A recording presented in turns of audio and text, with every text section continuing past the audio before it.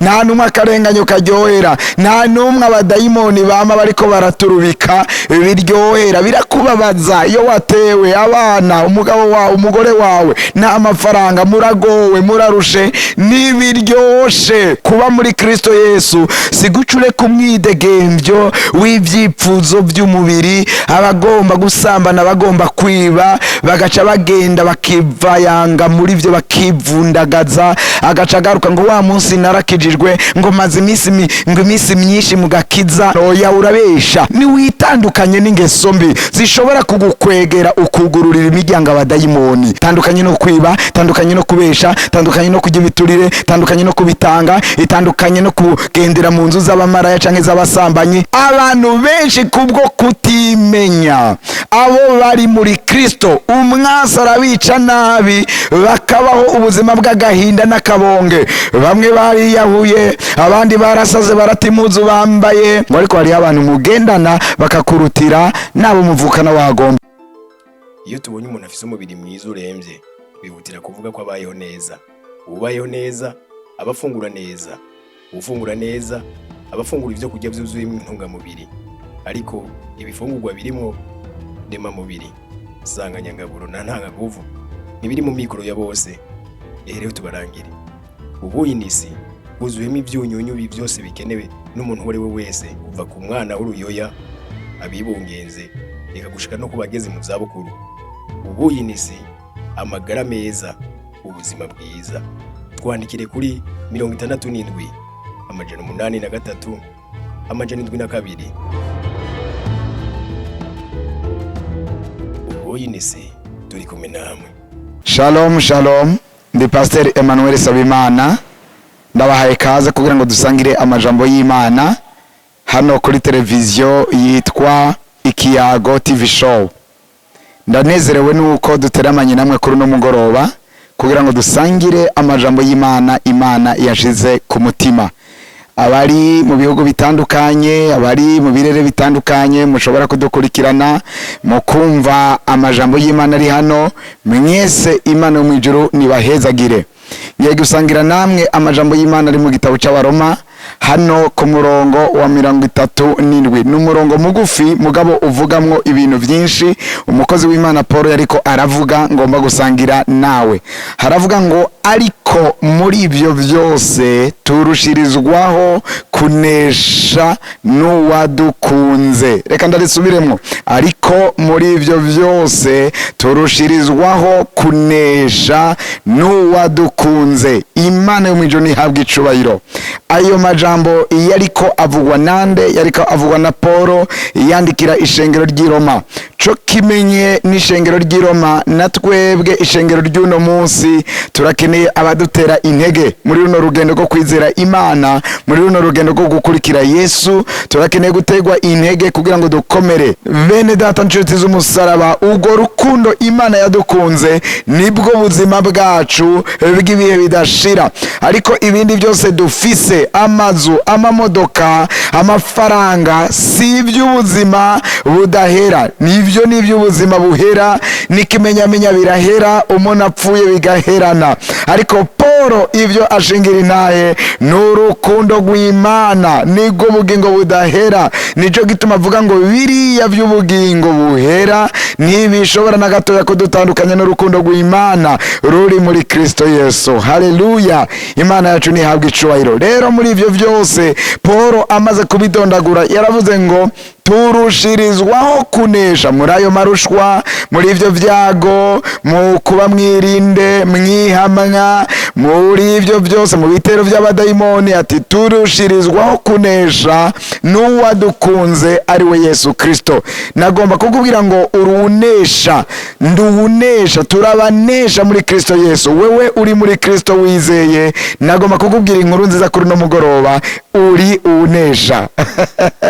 Sinzi ibyo uri kuracamwo, sinzi ibyo uri kurahura navyo, sinzi intambara uri kurwana nazo. Nagomba kukubwira ngo uri unesha.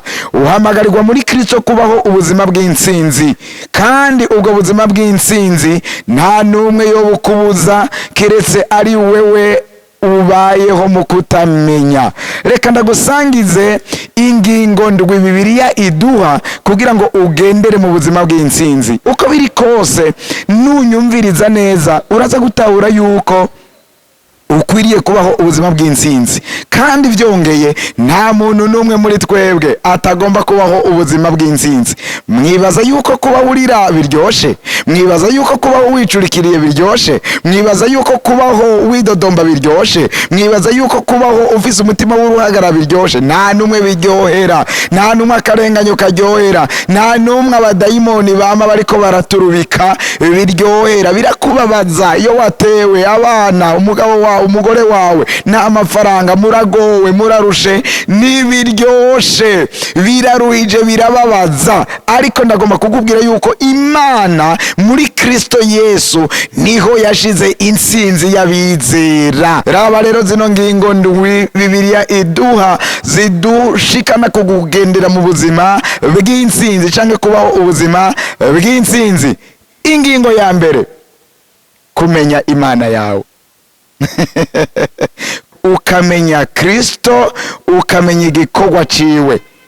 Ndagomba gusoma amajambo y'Imana ari ngaha mu Bakolosayi igice ca mbere ku murongo wa 15 na 16, aho turaza kubona Kristo uwo ari we n'igikorwa ciwe. Paulo ariko amuvugako, haravuga ngo niwe shusho y'Imana itaboneka, niwe mfura mu vyaremwe vyose, kuko muri we ariho vyose vyaremewe, ibyo mwijuru n'ibyo mwisi, ibiboneka n'ibitaboneka. Uri intebe z'icubahiro, uri ubwami, uri ubukuru, uri ububasha, byose byaremwe nawe, biremegwa kuba ibyiwe. We yabayeho byose bitarabaho, kandi muri we byose niho bifataniye. Haleluya. Paulo avuga Kristo yuko ari image canke ishusho igaragara y'Imana itaboneka. Kubera iki? Ni kubera yuko Yesu yaragaragaye mu mubiri, turamubona, abantu baramubona, abigihe ciwe baramubonye, bamwe barasangiye ibyo kurya, bararya mu isahani imwe, barabona aho yakuriye, ingene avuga, yakuriye mu babaji, barahazi, baramubonye. Yaje aboneka nk'umuntu 100% agaragara, mugabo ari gicapo c'Imana itaboneka. Kubera iki?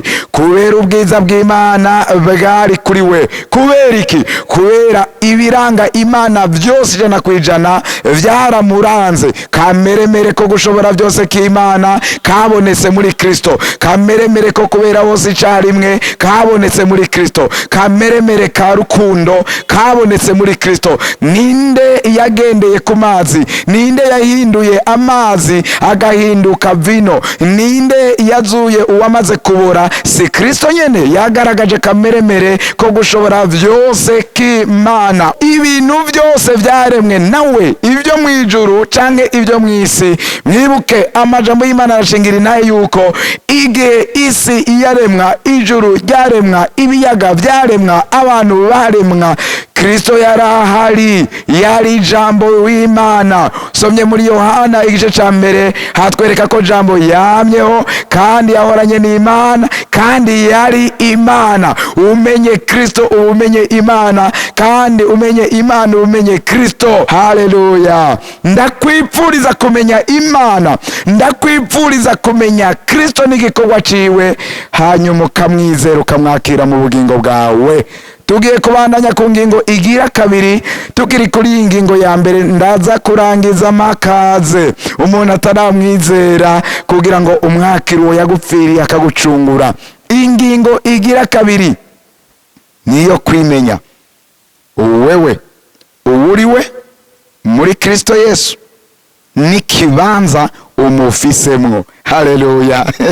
Abantu benshi kubwo kutimenya, abo bari muri Kristo, umwasi arabica nabi, bakabaho ubuzima bw'agahinda n'akabonge. Bamwe bariyahuye, abandi barasaze barata impuzu bambaye, abandi barabomoye ibyo batanguye gukora kubwo kutamenya abari bo muri Kristo. Abantu benshi barashobora kuba mu rusengero barushe canke hanze y'urusengero bagowe, bamerewe nabi kubwo kubwo kutamenya abari bo muri Kristo no kubwo kutamenya ikibanza cawo. Menya uwuriwe muri Kristo Yesu, wongere umenye n'ububasha umufisemwo na position ufise muri we. Haleluya, haleluya, haleluya. Mana yacu nihabwa icubahiro. Hariya muri Yohana ku murongo wa mbere 12 havuga ngo ariko bamwakiriye bose yabahaye ububasha bwo gucika abana b'Imana. Wa muntu wakiriye Yesu Kristo, wewe uri umwana w'Imana. Ako nakaranga kawe, uri umwana w'Imana. Haleluya. Iyo ni identite, kuba umwana w'Imana. Ni koko shobora kuba wavyawe na Ndereyimana cyangwa umuntu yitwa Tarasise, shobora kuba waravyawe n'umuntu yitwa Emerine bafatikanije na Andre, ego cyane gose, ariko kuva wumvise amajambo y'Imana akubwira Kristo n'igikorwa yakoze ku musaraba, ugacu yizera uti ndavuye mu buzima bw'ivyaha, waciye uvuka ubwa kabiri mu buryo bw'imhemo. Nico gituma uri umwana w'Imana. Hariya mu Baroma ku murongo w'8 umurongo wa mbere avuga ngo nuko none abari muri Kristo Yesu nta rubanza ruzobatsinda. Haleluya. Iri jambo rirandyohera, kugenda ata rubanza ruri kuri wewe, ukavyuka mu gatondo ata rubanza ruri kuri wewe, ugafata urugendo ata rubanza ruri kuri wewe, ukaja ku meza ata rubanza ruri kuri wewe. Ndiko ndakubwira karanga kawe, wewe uri muri Kristo Yesu, kugira ngo ntiwame iminsi yose wumva utsinzwe, wumva wagirijwe. Umva, nimba uri muri Kristo Yesu ugakora icaha, wamagarwa kucihana uti Mana mbabarira, ndi umugeni yanduye, nacafujwe n'ivyo navuze, n'ivyo nabonye, n'ivyo numvirije. Ariko kandi ugaruke wibuke yuko inyuma yo kuronka izo mbabazi z'Imana, Yesu yaragutsindanishirije, nta rubanza ruzogutsinda kuko uri muri Kristo Yesu. Gumamwo, maye wa muririmbyi arimba neza ngo gumamwo, nimba uri muri Yesu ugumemwo neza gose. Haleluya. Abaroma 8:37 kujya murongo tuguma tugarukako. Ariko muri ivyo vyose turushirizwaho kunesha n'uwadukunze. Ni kuvuga ngo turi mu kibanza aho insinzi kuri Satani n'abadayimoni ishobora kugaragara. Yesu yaravuze ngo mbahaye ububasha muri Luka 10:19 bwo gukandagira inzoka na skoropiyo nubwo kunesha ubushobozi bwose bw'umwasi, ngo kandi nta kintu kizogira ico kibagira. Aho ni uri muri Kristo, uri mu kibanza unesha, urunesha muri Kristo. Haleluya. Imana yomije guha umugisha. Reka ndakubwira ingingo igira gatatu.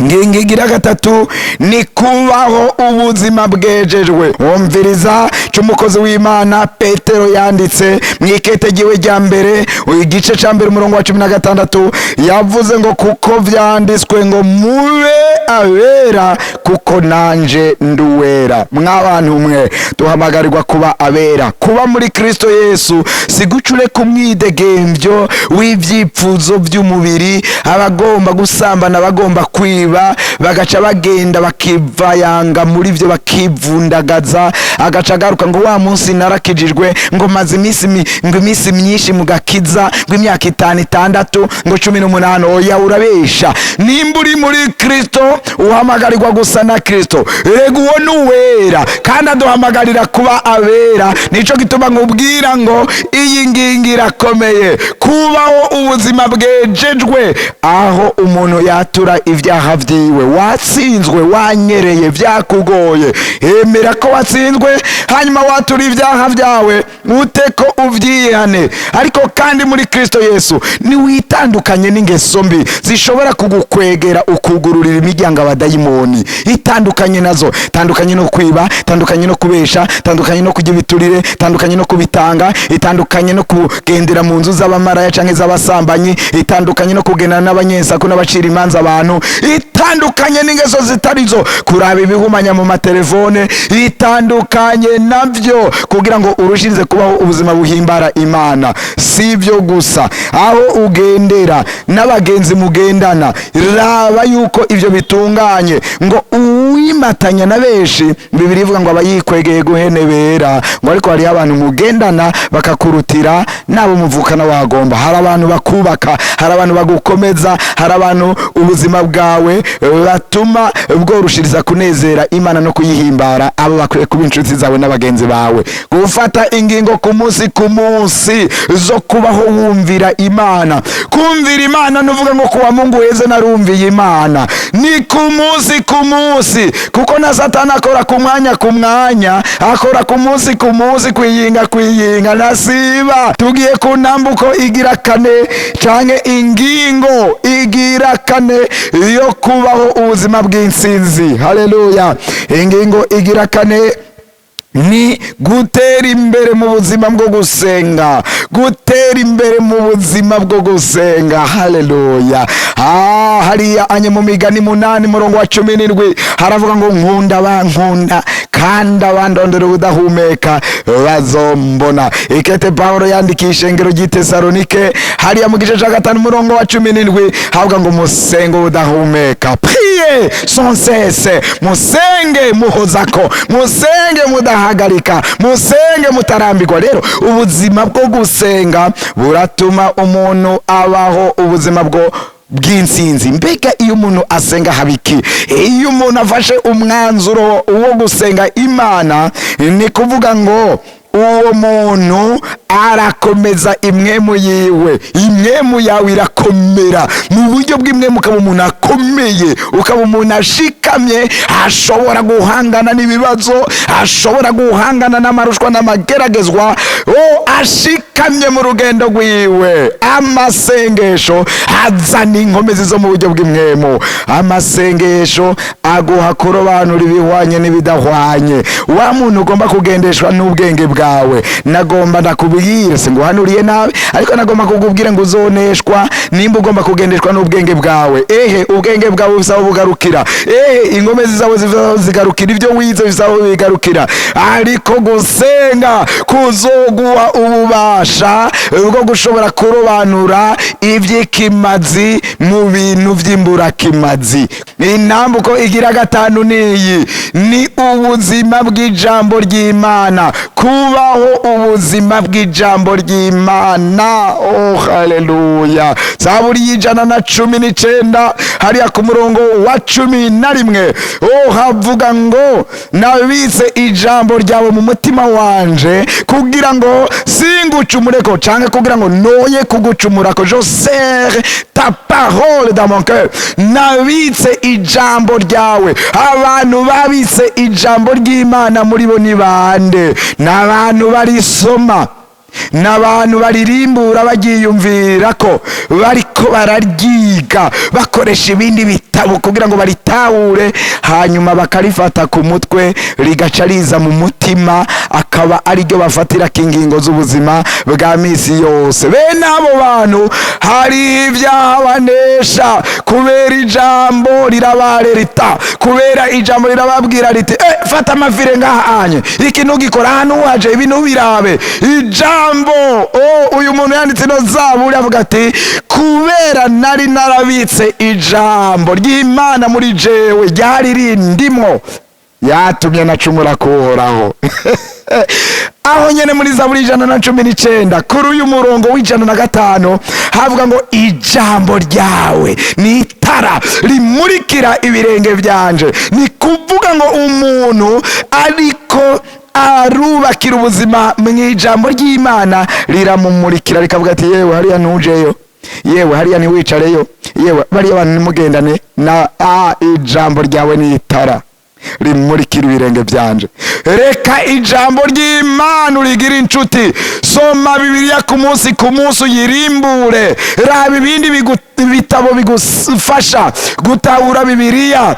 Ishure rya Bibiliya urirose rikaba ririzima, ryige, wakira amajambo y'Imana menshi, uyafate ku mutwe, hamwe naho Bibiliya azoturigwa. Amajambo y'Imana atava mu mutima wawe, ayo azogutunga mu bihe bigoye no mu bihe vyoroshe, ayo azogutunga ufise igitabo cyangwa utagifise, uryamye uriko urategwa n'amajwi atandukanye. Amajambo y'Imana azogutunga kandi akuzigame. Bika ijambo ry'Imana. Haleluya. Imana yabwiye Yosuwa ngo biri muri kiriya gitabo uzubishire ku mutima ku murango no mwijoro, uzubirimbure, uzubimedite ku murango no mwijoro, ngo niho ibyo uzokora byose bizogenda neza, niho uzoranirwa mu migabo n'imigambi yawe. Uragomba kururanirwa, uragomba gutera imbere, uragomba kugera kure, uragomba kuba ushimisha Imana, uragomba kuba ubuzima bw'intsinzi. Ndakwinginze ngo ijambo ry'Imana nurifate minenegwe, ryubakire ko rikubemwo nawe uribemwo. Haleluya. Ingingo ya gatandatu,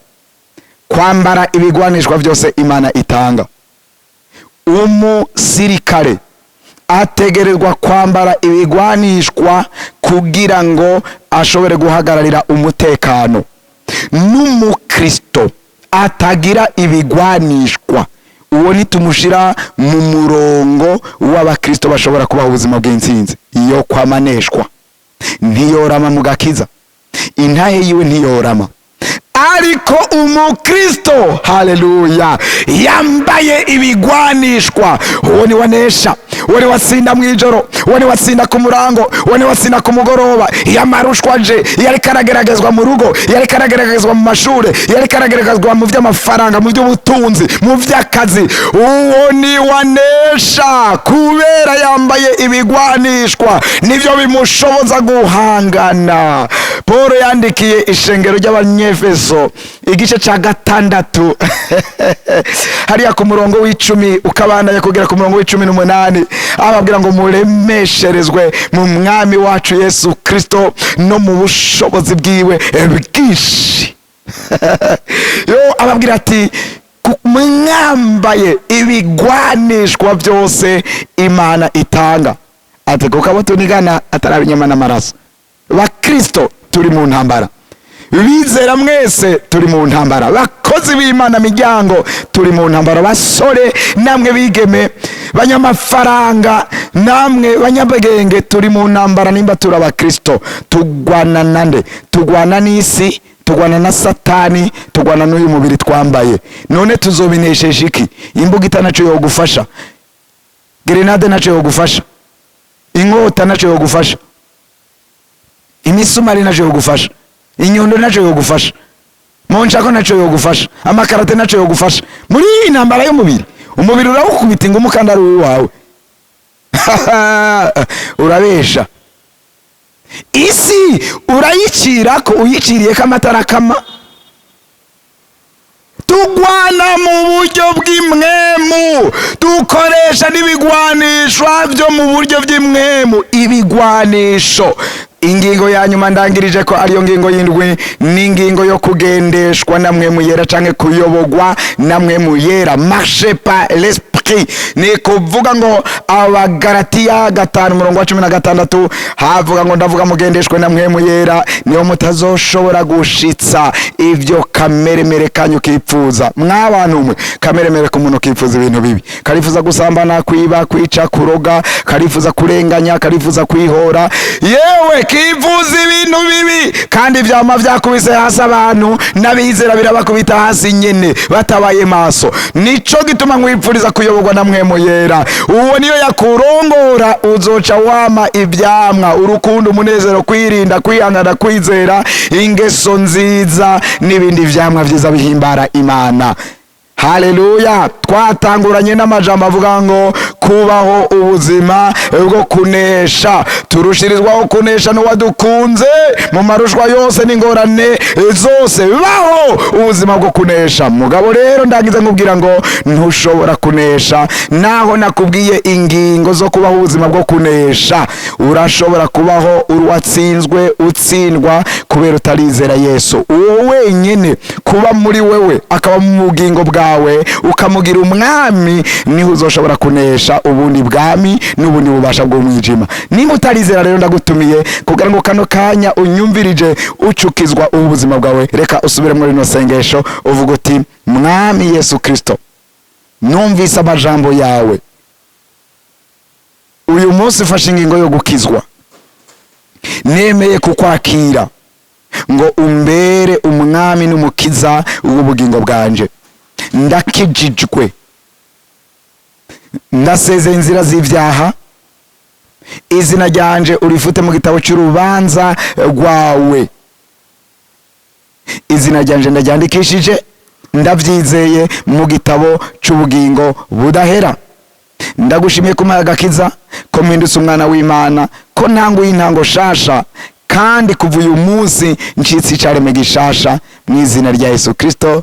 Amen. Wewe urakijijwe kandi urizeye, Imana ikugiriye neza. Reka ndakwatureka amajambo make mu kurangiza muri rusangi kugira ngo ubeho ubuzima bwo kunesha, ubuzima bw'insinzi muri Kristo. Mana ukomeye, Mana uhambaye, raba umuntu wese adukurikiranye muri kino kiganiro cuno mugoroba, reka abeho ubuzima bwo kunesha. Nimba yari yarakubiswe hasi, nimba yariho atari yambaye ibigwanishwa, yambara ibigwanishwa, abeho anesha mwijoro ku murango, mu bikomeye no mu vyoroshe, mu izina rya Yesu. Uwari yaraneshe reka yivyukiranye ku bw'aya majambo, ahagarare mu bushobozi Imana itanga, maze abeho anesha mu izina rya Yesu Kristo. Wakire kunesha, ugendere mu nsinzi mu izina rya Kristo Yesu. Amena. Mani wahezagira.